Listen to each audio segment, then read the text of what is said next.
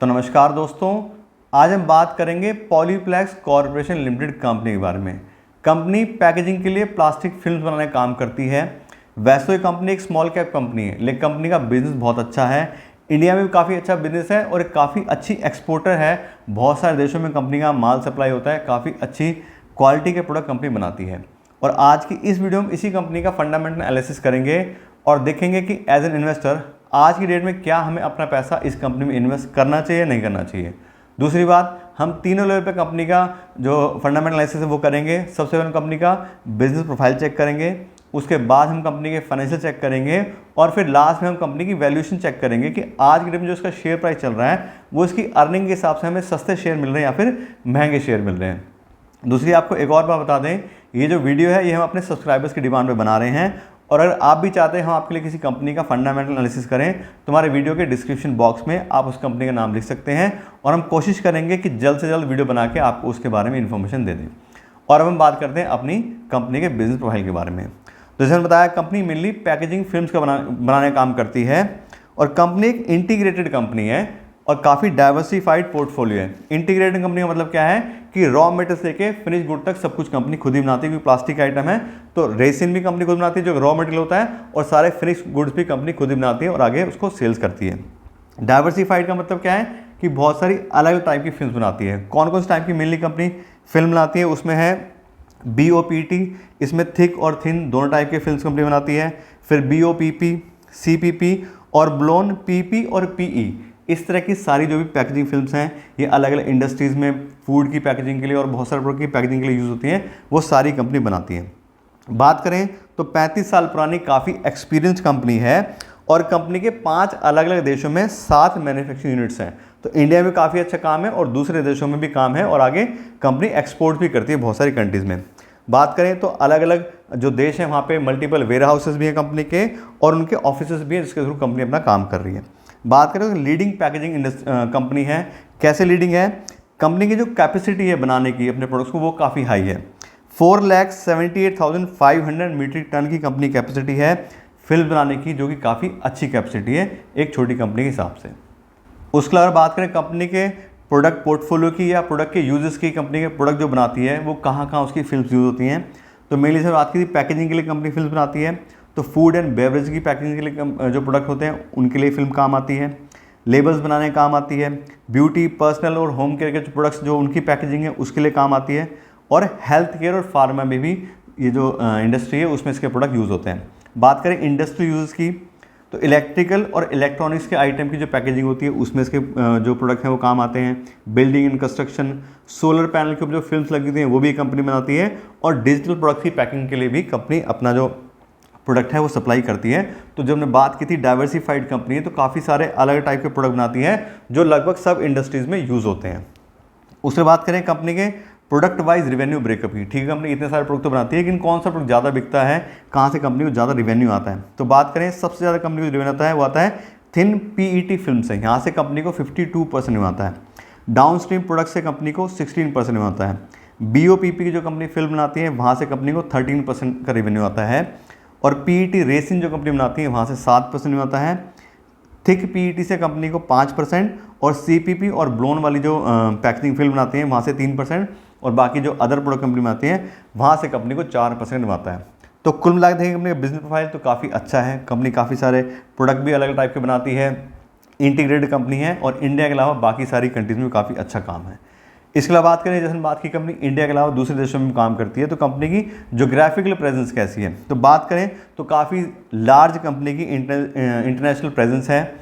90 से ज़्यादा कंट्रीज़ में कंपनी का माल सप्लाई होता है। जैसे बात की थी 5 देशों में अलग अलग वहाँ पे 7 यूनिट भी हैं, तो उसके थ्रू काफ़ी अच्छा एक्सपोजर कंपनी लिया हुआ है।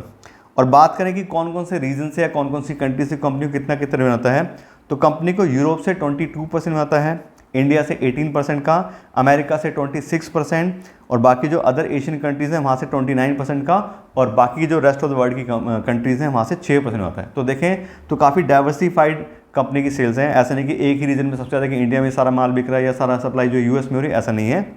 यूरोप से, अमेरिका से, सब जगह से देखें तो 20-25% का अलग अलग सब जगह से रिवेन्यू आ रहा है। तो एक देश के ऊपर कंपनी डिपेंडेंसी नहीं है। तो कुल मिला देखें तो मेरे को तो काफ़ी अच्छी लग रही है बिजनेस वाइज कंपनी। लेकिन बात करें एक और अभी नए पॉइंट की, कंपनी में काफ़ी चेंजेस हुए हैं और कुछ होने वाले हैं, उसकी बात करें तो अभी 10 नवंबर 2023 को जो कंपनी के प्रमोटर हैं Mahalakshmi trading and investment company limited, इस कंपनी का अभी तक जो कंपनी का पहले शेयर था वो 51% का शेयर था इसका, Mahalakshmi trading and investment company का।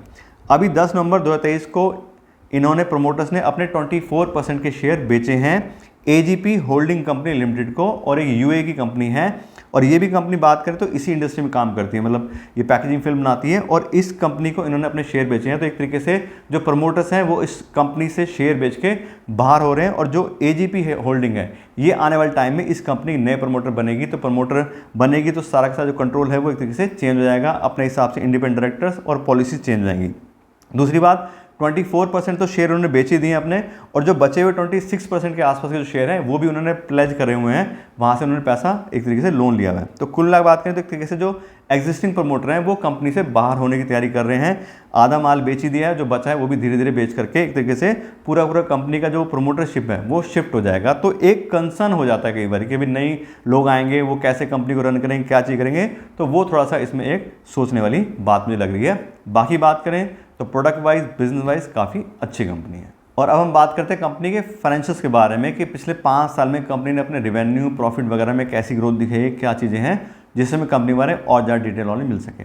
और यहाँ देखें कंपनी के पिछले 5 साल का डेटा, तो सबसे पहले जो कंपनी का पैरामीटर चेक करते हैं होता है सेल्स या रेवेन्यू। और यहाँ देखें तो 2019 में कंपनी के रेवेन्यू थे 4,570 करोड़ रुपये। जहाँ देखें तो लगातार हर साल कंपनी के रेवेन्यू इंक्रीज़ हुए हैं, और 2023 में 7,652 करोड़ रुपये का काफ़ी अच्छा ग्रोथ आया है कंपनी के पिछले 5 साल में कंपनी के रेवेन्यू में।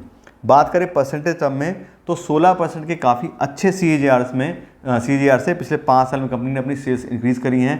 तो उससे क्लियर पता लग रहा है कंपनी अच्छे से अपना जो बिजनेस है वो इंक्रीज़ कर पा रही है, कंपनी के प्रोडक्ट अच्छे हैं, प्राइस ठीक है, तभी देखें तो कंपनी अच्छे से अपनी सेल्स को ला पा रही है।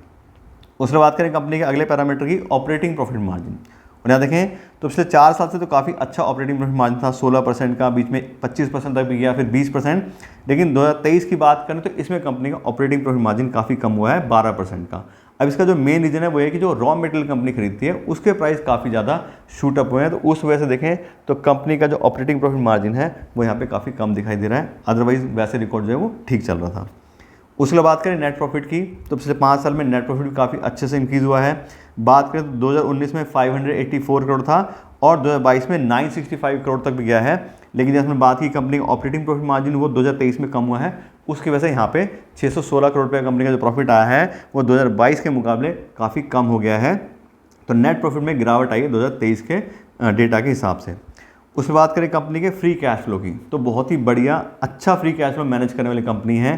पिछले 5 साल से लगातार हर साल company free cash flow manage कर रही है। अदरवाइज बात करें जो छोटी कंपनी होती है, स्मॉल कैप कंपनीज होती हैं, ज़्यादातर उनको बार बार पैसा अपना इन्वॉल्व करना पड़ता है अपने बिजनेस में एक्सपेंशन के लिए, दूसरे कामों के लिए, तो उनके पास में फ्री कैश फ्लो ज़्यादातर नहीं होता है, नेगेटिव फ्री कैश फ्लो में चली जाती हैं कंपनियां। लेकिन यहाँ देखें तो पिछले 5 साल से बहुत ही अच्छे से company free cash flow manage कर रही है। इसका मतलब ये है कि ज़्यादा उसको बार बार एक्सपेंशन की ज़रूरत नहीं पड़ती है, और कंपनी अच्छे से अपने कैश फ्लो को मैनेज कर रही है। उसके बाद करें डिविडेंड पे आउट परसेंटेज की, तो बहुत ही बढ़िया कंपनी है डिविडेंड पेमेंट करने के हिसाब से भी देखें तो 50%, फिर 102%, 58%, 80%, 50% से ऊपर की एवरेज है कंपनी पिछले 5 साल की डिविडेंड पेमेंट करने में। तो उन लोगों के लिए बहुत अच्छी कंपनी है जो ऐसी कंपनी इन्वेस्ट करना चाह रहे हैं जिसका शेयर प्राइस बढ़ता रहे और साथ साथ उसको डिविडेंड मिल जाए, तो थोड़ा उनको पैसा रेगुलर मिलता रहे। उसके बाद करें अगले पैरामीटर की, तो अगला हमारा पैरामीटर है डेट बाय इक्विटी रेशियो, और कंपनी का डेट बाय इक्विटी रेशियो आ रहा है 0.18, यानी कोई खास कंपनी लोन नहीं लिया हुआ। 18 यानी कि 20% मान लें मोटा मोटा, तो 20% लोन लिया हुआ है अपनी इक्विटी गेंस, तो कोई खास जो लोन है वो कंपनी होल्ड नहीं करती है। उसके बाद बात करें कंपनी के रिटर्न ऑन इक्विटी की, तो return on equity last year company का आ रहा है 10% का, जिसमें बात की थी कि लास्ट ईयर प्रॉफिट कम हुआ है तो उस वजह से ROE भी कम हो गया। और बात करें पिछले 5 साल के ROE के एवरेज की, तो वो 13% का है। तो उस हिसाब से देखें तो 5 साल का एवरेज तो फिर भी ठीक ठाक है, लेकिन पिछले साल क्योंकि प्रॉफिट कम आया तो उस वजह से ROE भी कंपनी का कम हो गया। तो इस तरह से कंपनी के हम ओवरऑल फाइनेंशियल देखें तो अच्छे फाइनेंशियल कहे जाएंगे। कंपनी ने काफ़ी अच्छे से अपने सेल्स और प्रॉफिट में ग्रोथ दिखाई है, लेकिन बात करें तो अभी ROE कंपनी का कम आ रहा है और साथ साथ पिछले साल का जो प्रॉफिट है वो भी कम हुआ है। तो उस हिसाब से देखें तो थोड़ा ठीक ठाक ही फाइनेंशियल है, बहुत ज़्यादा एक्सीलेंट फाइनेंशियल हम इसको नहीं कहेंगे। तो अभी तक तो बात हमने कर ली कंपनी के बिजनेस प्रोफाइल के बारे में और कंपनी के फाइनेंशियल भी हमने चेक कर लिए, ठीक ठाक फाइनेंशियल हैं, बिजनेस प्रोफाइल भी अच्छी है। अब हम देखते हैं कंपनी की वैल्यूएशन कैसे चल रही है कि अगर हम अपना पैसा इसमें इन्वेस्ट करना चाह रहे हैं तो शेयर हमें सस्ते मिल रहे हैं या हमें महंगे मिल रहे हैं। तो मैं बता दूं किसी भी कंपनी की वैल्यूएशन करने के लिए मैं यूज़ करता हूं डिस्काउंटेड कैश फ्लो एनालिसिस, और उसके अंदर कंपनी को फ्री कैश फ्लो को वैल्यू करते हैं, कंपनी कितना फ्री कैश फ्लो जनरेट कर पा रही है उसके हिसाब से उसकी कितनी वैल्यू बनती है। और यहाँ पे देखेंगे अपने पिछले 3 साल का फ्री कैश फ्लो का डेटा, तो 2021 में था 573 करोड़, 2022 में 158 करोड़ और 2023 में 529 करोड़।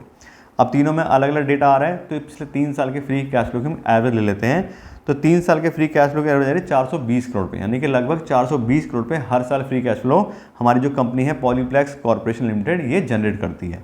और 420 करोड़ पे फ्री कैश फ्लो के हिसाब से पूरी कंपनी वैल्यू बनती है, वो आती है 21,000 करोड़ पे। यानी अगर हमें 420 करोड़ पे हर साल फ्री कैश फ्लो कमाने हैं आने वाले सालों में, तो 21,000 करोड़ रुपए हमें इन्वेस्ट करने पड़ेंगे इस कंपनी में, ये इस वैल्यूएशन का मतलब है।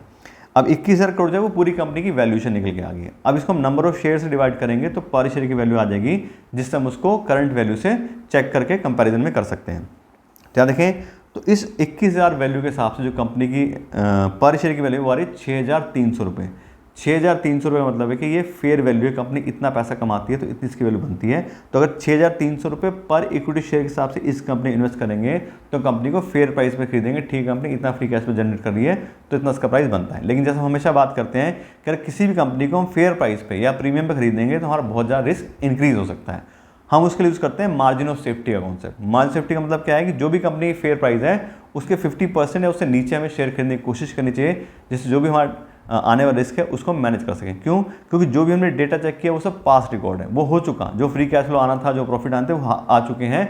आने वाले टाइम में क्या हो क्या नहीं किसी को नहीं पता। हमने बात की ऑलरेडी जो प्रमोटर हैं वो शिफ्ट हो रहे हैं, प्लेज कर दिए हैं, शेयर्स अपने बेच भी दिए हैं, तो आने वाली मैनेजमेंट कैसी होगी, क्या होगा, वो किस तरह से कंपनी को चलाएंगे, कितनी प्रॉफिटेबिलिटी आएगी, तो उसके बारे में किसी को नहीं कुछ पता। तो इसलिए हम मार्जिन सेफ्टी कॉन्सेप्ट यूज़ करते हैं।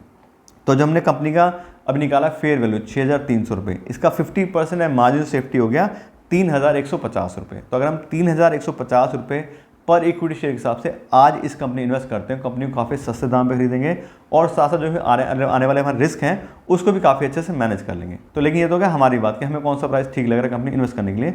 अब हम चेक करते हैं कंपनी का एक्चुअल शेयर प्राइस आज के दिन में क्या चल रहा है। तो आप बता दें आज की जो कंपनी का शेयर प्राइस है वो 829 के प्राइस पर ट्रेड कर रहे हैं, यानी कि 830 रुपये के आसपास कंपनी का शेयर प्राइस चल रहा है।